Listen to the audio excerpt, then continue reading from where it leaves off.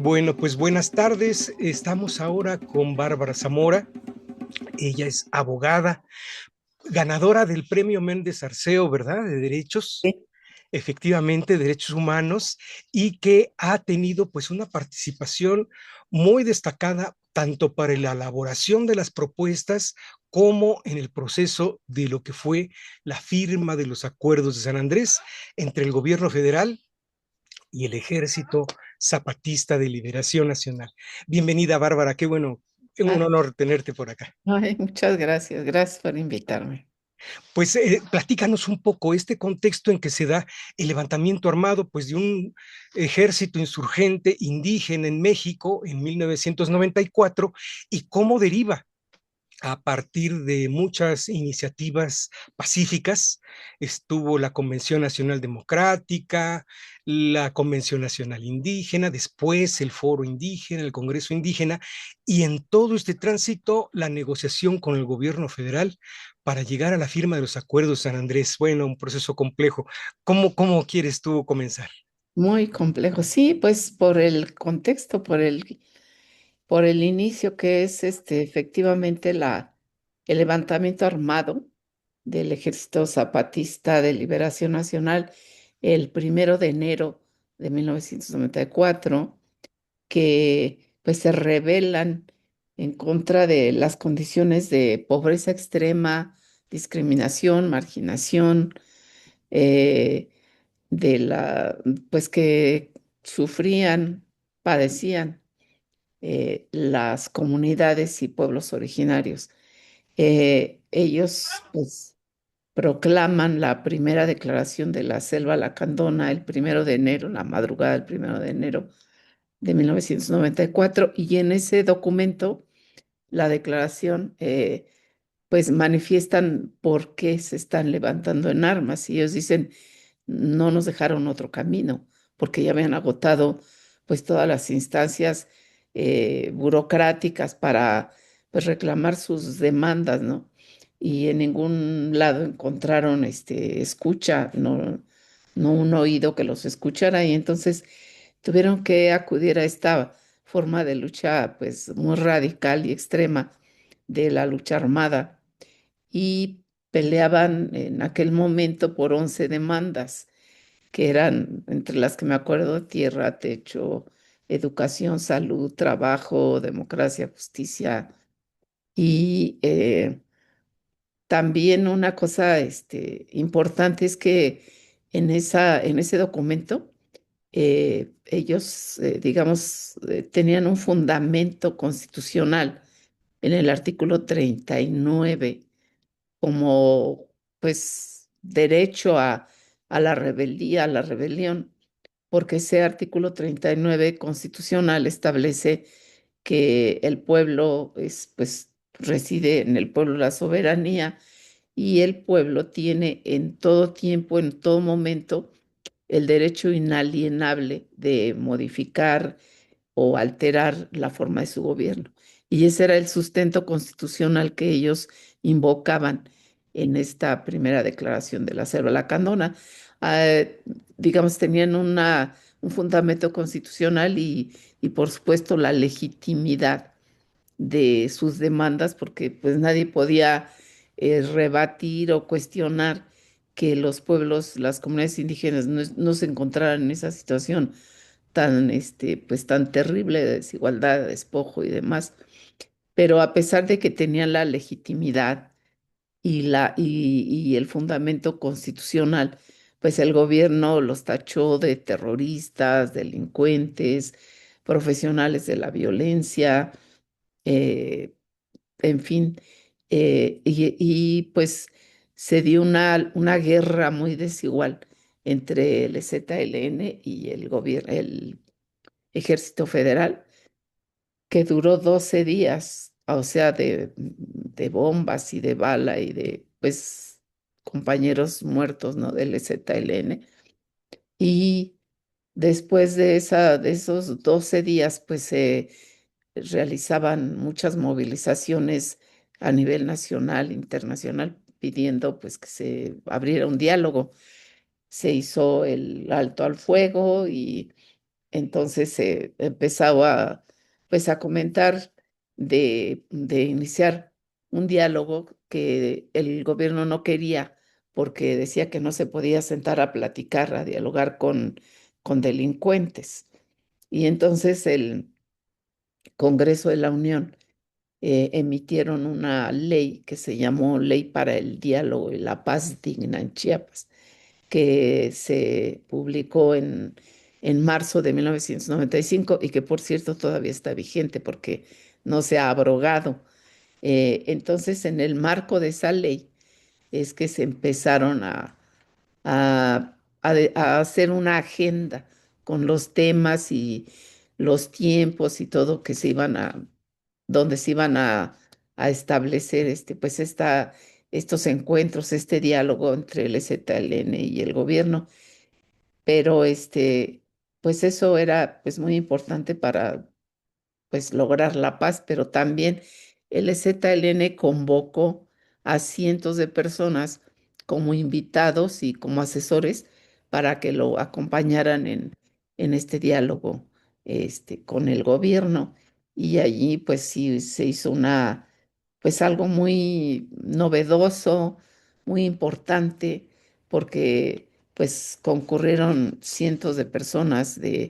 pues de todos los sectores de la sociedad y evidentemente de pueblos indígenas de todo el país para pues dar sus puntos de vista sobre este primer tema que era derechos y cultura indígena. El 18 de octubre de 1995 fue la primera reunión allí en San Andrés Acamchen para iniciar el diálogo entre el gobierno y el EZLN. Y pues estábamos ahí todos sus asesores y invitados. Importante también señalar que durante todo el desarrollo pues de las mesas de trabajo de diálogo, siempre hubo provocaciones de parte del gobierno, ¿no? Atacando comunidades, apresando personas a las que decía que eran parte del EZLN y pues en realidad eran bases de apoyo, era gente civil, no eran armados, pero entonces, aparte, pues era una violación reiterada a esta ley para el diálogo, porque ahí se estableció en esa ley que se suspendía toda acción, pues, penal en contra de ellos, ¿no? Pero bueno, el gobierno nunca respetó su palabra y después de muchos meses de intensas y difíciles negociaciones entre, pues, las partes, se firmaron los primeros acuerdos y los únicos que fueron los acuerdos de San Andrés que se referían a los derechos y cultura indígena, que fue el único tema que se pudo avanzar, que se pudo concluir, y a raíz de ello es que se firmaron esos acuerdos de San Andrés que pues como ya sabemos posteriormente el gobierno de Ernesto Zedillo pues se desdijo y pues no respetó su palabra ni su firma y no quiso cumplir los acuerdos. Ya a raíz de eso, pues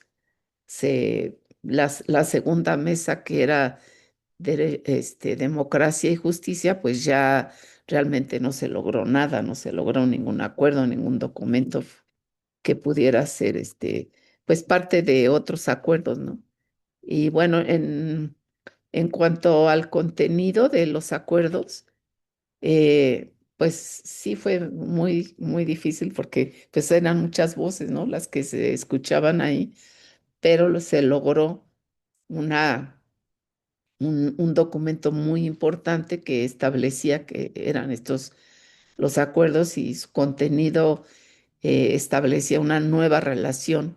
entre el Estado mexicano y los pueblos indígenas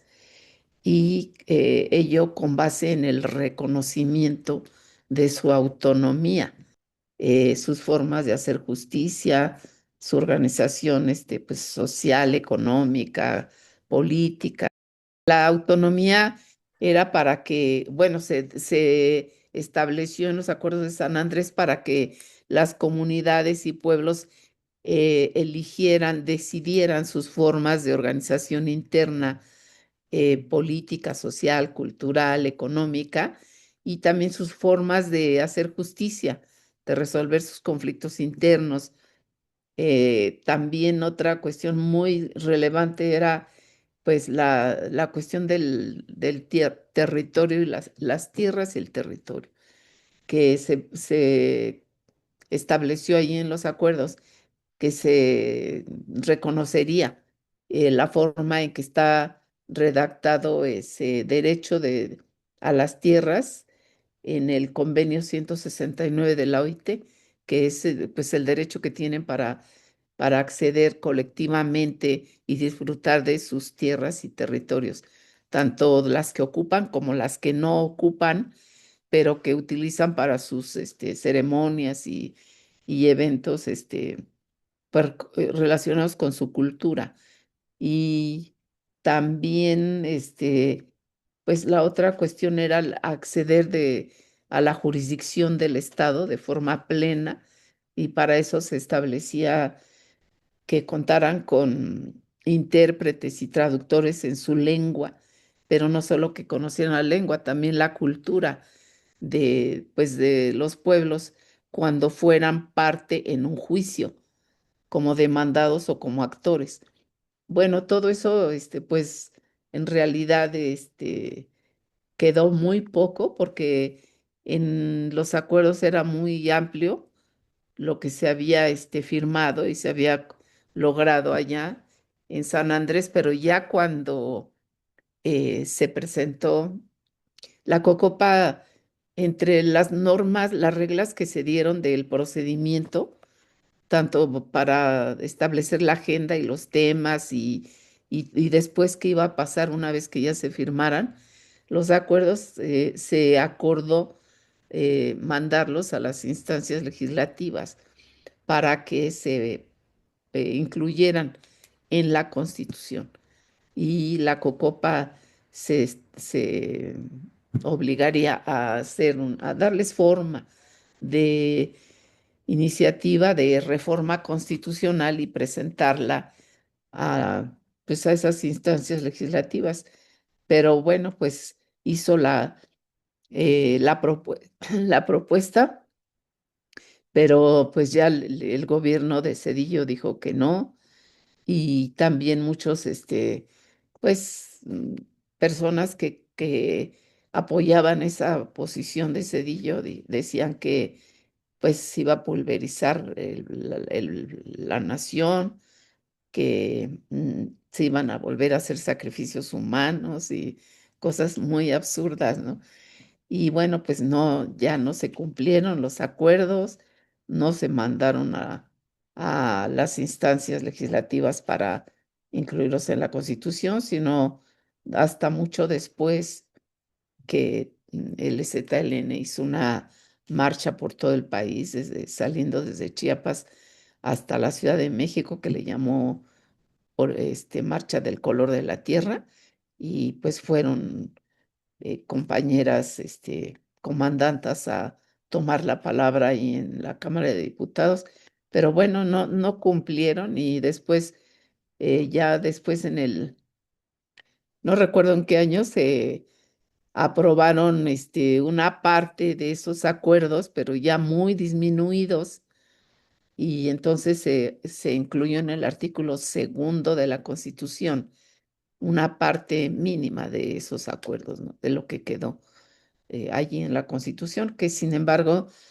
pues también fue muy relevante, a pesar de que era muy poco, que claro, no era una cuestión imputable al EZLN, sino pues al gobierno y a los legisladores pues, que no cumplieron lo que estaba pactado, pero lo poco que quedó, pues sirvió en aquel momento también para como defender los derechos ante los tribunales, que antes pues ni siquiera se hablaba de pueblos indígenas o comunidades con especificidades culturales que deberían tomarse en cuenta en los juicios. Pero después de esto, pues sí, se empezó a manejar esto en tribunales, y de hecho la Suprema Corte de Justicia eh, hizo en su momento un protocolo de actuación. Eran pues un caso donde una de las partes fuera pueblos, comunidades o personas en lo individual de pueblo indígena. Y bueno, sí fue muy relevante.